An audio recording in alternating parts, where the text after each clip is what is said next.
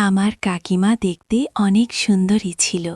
কাকা চলে যাওয়ায় কাকা বলেন, আমি যেন কাকিমার খেয়াল রাখি। কাকিমার প্রয়োজনীয় জিনিসপত্র এনে দেওয়া, বাজার করা, আর তাছাড়া কাকিমা বাড়িতে একা থাকতে পারবে না, তাই আমি কাকিমার বাসায় থেকেই লেখাপড়া করতাম। একদিন কাকিমা বলল, তোকে একটা কথা বলতে চাই, যে কথা তুই কাউকে বলবি না, আমায় কথা দে। আমি কাকিমামাকে বললাম, ঠিক আছে, কাউকে বলবো না। তারপর কাকিমা আমাকে যা বলেছিল তা শুনে আমার হুঁশ উড়ে গেল। বন্ধুরা, মূল গল্পটি শুরু করার পূর্বে তোমাদের কাছে ছোট্ট একটা রিকোয়েস্ট। তোমরা যারা এখনও আমার চ্যানেলটিকে সাবস্ক্রাইব করনি, তারা আমার চ্যানেলটিকে সাবস্ক্রাইব করে পাশে থেকো। কাকু বিদেশ যাওয়ার পর কাকিবার জীবনে এক ধরনের শূন্যতা তৈরি হয়। সংসারের সব দায়িত্ব যেমন কাঁধে এসে পড়ে, তেমনি মানসিকভাবে তিনিও বিপর্যস্ত হয়ে পড়েন। শঙ্কর পরিবারের তরুণ সদস্য লক্ষ্য করেন, কাকিমা কিছুটা পরিবর্তিত হয়ে গেছেন। হয়তো ক্লান্তির কারণে বা একাকিত্বে তিনি রুমের দরজা খোলা রেখে ঘুমিয়ে পড়েন। মন খারাপ থাকে, কথাও কম বলেন। এক রাতে শঙ্কর অদ্ভুত এক শব্দ শুনে কাকের রুমে গিয়ে দেখেন তিনি ঘুমন্ত। পরদিন জিজ্ঞেস করলে কাকিমা হেসে বলেন, এসি না থাকে দরজা খোলা রাখলে বাতাস আসে, আর এতে ঘুম ভালো হয়। শঙ্কর তবুও মনে করেন কাকিমা হয়তো নিজেকে দুর্বল ভাবতে চাইছেন না, তাই কিছু বলতে চাইছেন না। দিন যায়, কাকিমা আবার কিছুটা স্বাভাবিক হন। একদিন তিনি শঙ্করকে বলেন, মানুষ যখন একা হয় তখন সাহসী হতেই হয়। শঙ্কর উপলব্ধি করেন, সাহায্য মানে শুধুই কাজের হাত নয়, বোঝার জন্য পাশে থাকা। বজ্রসহ বৃষ্টি এক রাতে কাকিমা বলেন, চা খেতে খুব ইচ্ছে করছে। শঙ্কর চা বানিয়ে দেন। কাকিমা জানালার পাশে দাঁড়িয়ে আকাশ দেখেন, যেন জীবনের একটা ভার হালকা করতে চাইছেন। শঙ্কর আর একবার উপলব্ধি করেন, বয়স, সম্পর্ক, আত্মীয়তার বাইরেও মানুষের ভেতরের কথা বুঝে ওঠা অনেক জরুরি। কাকিমা বললেন, বাবা, তাড়াতাড়ি ঘরের দরজাটা বন্ধ করে আয়, বাতাসে ধুলো বালি আসছে। আমি তাড়াতাড়ি দরজা বন্ধ করলাম। তারপর যা ঘটেছিল তা জানতে ভিডিওটি প্রথম থেকে শেষ পর্যন্ত দেখুন। আমি গ্রামে বড় হয়েছি, কিন্তু স্বপ্ন ছিল ইঞ্জিনিয়ার হব। বাবা পড়াশোনার প্রতি খুব যত্নবান ছিলেন। স্কুল শেষ করে শহরে কলেজে ভর্তি হতে চাইলাম। শহরে আমার ছোট কাকু থাকতেন। তিনি ভর্তি করাতে নিয়ে গেলেন। কলেজটা শহরের নাম করা একটি প্রতিষ্ঠান। ভর্তি হয়ে আমি খুব খুশি। প্রথম দিনে শুভ্র নামে একজন বন্ধুর সঙ্গে পরিচয় হয়। আমি ভেবেছিলাম ছাত্রাবাসায় থাকব, কিন্তু কাকু বললেন, আমার বাসায় থাক, কাকিমা তোকে মার মতো দেখবে। কাকিমা দরজা খুলে অবাক হয়ে বললেন, তুই শঙ্কর, এত বড় হয়ে গেছিস? তিনি হাসি মুখে বললেন, ভেতরে আয়, আজ তোকে নিজের হাতে রান্না করে খাওয়াবো।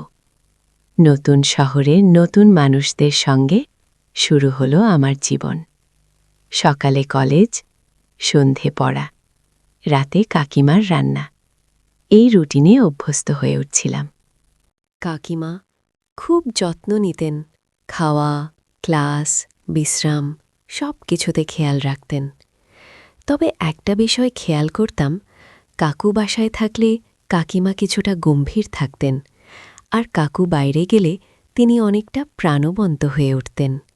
আমি ভাবতাম হয়তো সংসারের চাপ কমে গেলে মানুষ হালকা বোধ করে। একদিন কলেজ থেকে ফিরতে দেরি হল। কাকিমা টেবিলের পাশে বসেছিলেন, মুখটা ক্লান্ত দেখাচ্ছিল।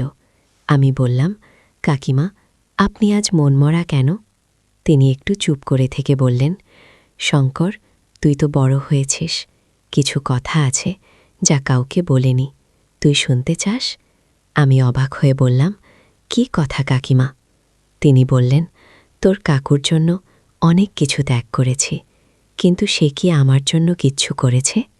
আমি চুপ করে রইলাম। তার কথায় এক ধরনের না বলা কষ্ট ছিল। কিছুদিন পর কাকিমা বললেন, তোর কাকা বিদেশে চলে যাওয়ার পর মনে হচ্ছে ঘরে যেন শান্তি ফিরে এসেছে। আগে সব সময় ভাবতাম কিভাবে সংসার সামলাব, এখন বুঝি নিজের অস্তিত্বও গুরুত্বপূর্ণ। আমি বুঝতে পারলাম কাকিমা শুধু একজন গৃহিণী নন, তিনি একজন মানুষ যার অনুভূতি, আত্মসম্মান এবং নিজের জন্য ভাবার অধিকার আছে, যা আমার কাছে পরিষ্কার ছিল না। আমি বুঝতে পারছিলাম না কেন কাকিমা কাকু চলে যাবার পর এতটা স্বস্তি পাচ্ছেন, আবার কেন এতটা দুঃখ কষ্টও ছিল তার মধ্যে। কিছুদিন ধরে আমি লক্ষ্য করছিলাম তিনি রুমের দরজা খুলে রেখে ঘুমাতেন। আমি ভেবেছিলাম হয়তো ভুল করে কাকিমা দরজা খোলা রেখেই শুয়ে পড়েছেন, কিন্তু পরদিনও একই ঘটনা ঘটল। আমি কিছুই বুঝতে পারছিলাম না। এক রাতে ঘুম থেকে উঠে দেখি কাকিমা রুমের দরজা খোলা রেখেছেন, অথচ আগে কখনো এমন করতেন না। আমি ধীরে ধীরে রুমের কাছে গিয়ে কিছুক্ষণ চুপ করে দাঁড়িয়ে থাকলাম। তারপর কাকিমাকে না ডেকে নিজের রুমে ফিরে এলাম। আমি জানতাম না কাকিমার জীবনে কী দুঃখ কষ্ট ছিল।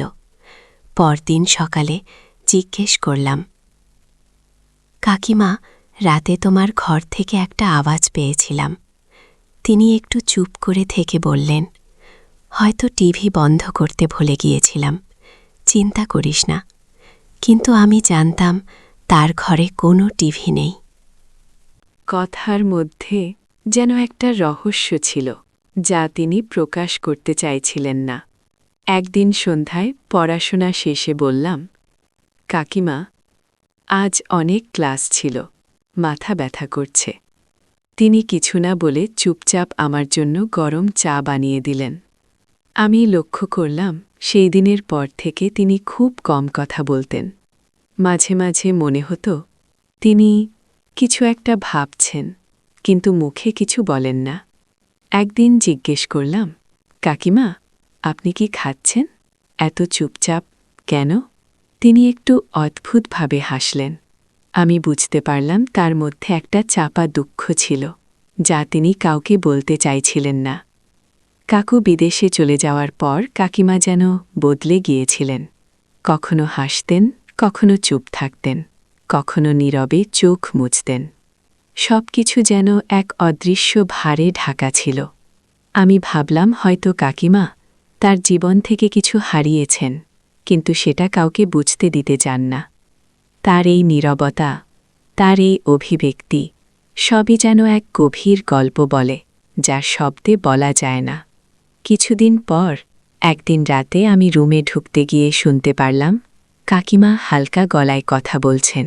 আমি ধীরে ধীরে গিয়ে শুনলাম তিনি নিজেই কথাগুলো বলছেন, যেন কাউকে কিছু বলতে চাইছেন, কিন্তু আমি তো কাউকে দেখতে পেলাম না। তাহলে কাকিমা কি একা একা কথা বলছিলেন? কাকিমার কথাগুলোর মধ্যে এক ধরনের দুঃখ ছিল। আমি বুঝতে পারলাম যিনি হাসি মুখে সংসারের সব দায়িত্ব পালন করছেন, তার ভেতরে হয়তো একটা গভীর কষ্ট লুকিয়ে আছে, যা তিনি কাউকে বলতে চান না। সেই রাতে আমি চুপচাপ রুমে ফিরে এলাম, কিন্তু কাকিমার কথা বারবার মনে আসছিল। কেন তিনি একা একা কথা বলেন?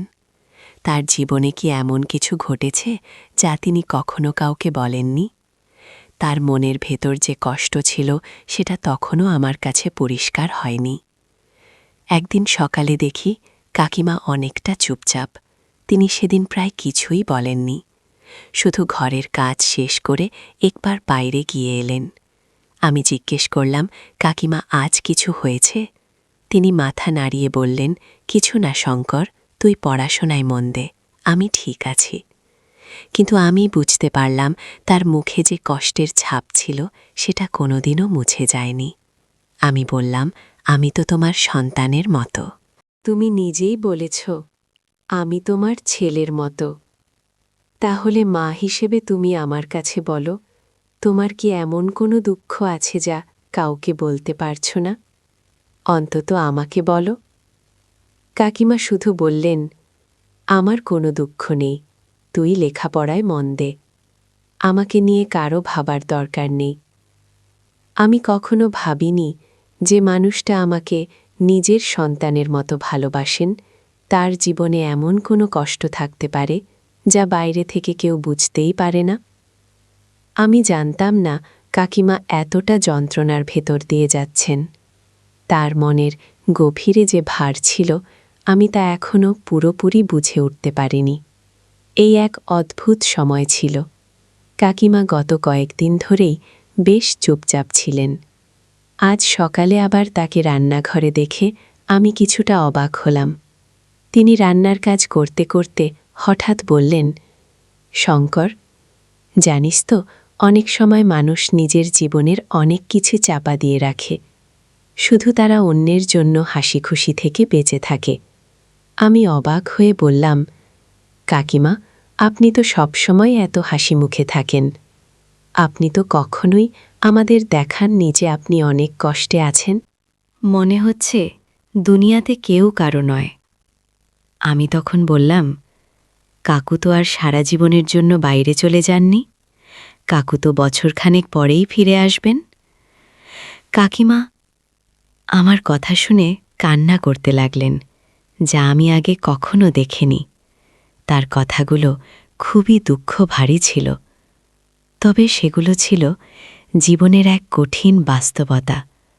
আমি তবুও কিছু বললাম না, কারণ আমি জানতাম কাকিমার মনের মধ্যে একটা বিশাল দুঃখ কষ্ট আছে, যা তিনি কাউকে কখনো বলেননি। সপ্তাহের পর সপ্তাহ পেরিয়ে গেল, কিন্তু কাকিমার চুপচাপ থাকার কারণে আমি আরও চিন্তিত হয়ে পড়লাম। একদিন সন্ধে আমি কাকিমাকে গিয়ে বললাম, কাকিমা, আপনি তো কিছু বলছেন না, কেমন আছেন? কোনো সমস্যায় পড়েছেন? কাকিমা একটু সময় নিলেন, তারপর ধীরে ধীরে বললেন, এখন আমি অনেক কিছু বুঝতে শিখেছি শঙ্কর। জানিস, এই শহরে এসে মনে হয়েছিল নতুন জীবন শুরু করব, কিন্তু আসলে কিছুই নতুন হয়নি। আমার জীবনের পুরনো স্মৃতিগুলো সবসময় আমার চোখে ভেসে ওঠে।